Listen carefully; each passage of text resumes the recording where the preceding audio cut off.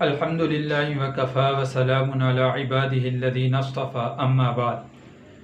حضرت سیدنا فاروق اعظم رضی اللہ تعالیٰ عنہ کا تذکرہ کرنے چلا ہوں۔ سیدنا فاروق اعظم رضی اللہ تعالیٰ عنہ کی زندگی اور سیرت میں ایک خاص پہلو حضرت سیدنا عمر رضی اللہ تعالیٰ عنہ کا قبول اسلام اور اس کے قومی اثرات ہیں۔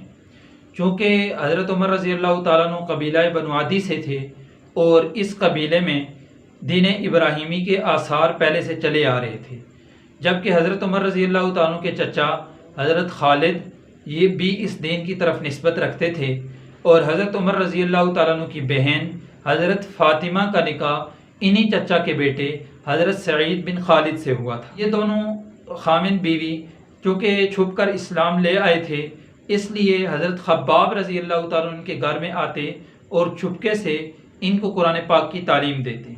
اسی اثناء میں ایک مرتبہ سورہ طٰہٰ کی تعلیم جاری تھی کہ حضرت عمر رضی اللہ تعالیٰ عنہ گھر میں پہنچ آئے۔ جب دیکھا تو حضرت عمر رضی اللہ تعالیٰ عنہ کیونکہ اس وقت اسلام کے سخت دشمن تھے اور اس وقت اسلام کے سخت مخالف تھے، اس لیے حضرت عمر رضی اللہ تعالیٰ عنہ اس پر بگڑ گئے تو اس پر بہن اور بہنوئی پر برس پڑے۔ بہرحال جب معاملہ ٹھنڈا ہوا تو حضرت عمر رضی اللہ تعالیٰ عنہ نے اس قرآن پاک کو پڑھنا چاہا تو بہن نے بلا وضو اور بلا غسل قرآن پاک پڑھنے کو نہ دیا۔ قرآن پاک کو طہارت حاصل کر کے پڑھا تو یہی حضرت عمر رضی اللہ تعالیٰ عنہ تھے کہ مشرکین کے پارلیمنٹ سے تو نکلے تھے کہ جناب رسول اللہ صلی اللہ علیہ وسلم کی گردن لاؤں گا العیاذ باللہ، لیکن جب نبی علیہ الصلوۃ والسلام کی خدمت میں پہنچتے ہیں ذات نبوت کے آگے اپنی گردن کو جھکا چکے ہوتے ہیں۔ یہ حضرت عمر رضی اللہ تعالیٰ عنہ کے دل میں اس ایمان نے گر کیا، ذریعہ یہ بنا۔ وقت جب سیدنا عمر رضی اللہ تعالیٰ عنہ نبی علیہ الصلوۃ والسلام کی خدمت میں حاضر ہوئے تو آپ علیہ الصلوۃ والسلام دار ارقم میں تشریف رکھتے تھے۔ اب حضرت عمر رضی اللہ تعالیٰ عنہ کے اسلام کی وجہ کیا بنی؟ جناب نبی کریم صلی اللہ علیہ وسلم نے دعا مانگی۔ ترمذی شریف کی روایت ہے، اللہم اعز الاسلام باحب هذین رجلین بابی جہل او ابن الخطاب، کہ اے اللہ ان دو آدمیوں میں سے جو تجھے زیادہ پسند ہے اس کے ذریعے اسلام کو قوت عطا فرما۔ اہل علم حضرات لکھتے ہیں کہ اس سے مراد اسلام کی سیاسی قوت تھی، کیونکہ اسلام کی علمی قوت جو ہے وہ تو اسلام کو اول دن سے حاصل تھی۔ بات ذہن میں یہ آتی ہے اس وقت مشرکین مکہ میں اور بھی بہت زیادہ مشرک تھے، یہ دعا اللہ کے نبی صلی اللہ علیہ وسلم کی حضرت عمر رضی اللہ تعالیٰ عنہ کے بارے میں کیوں ہے؟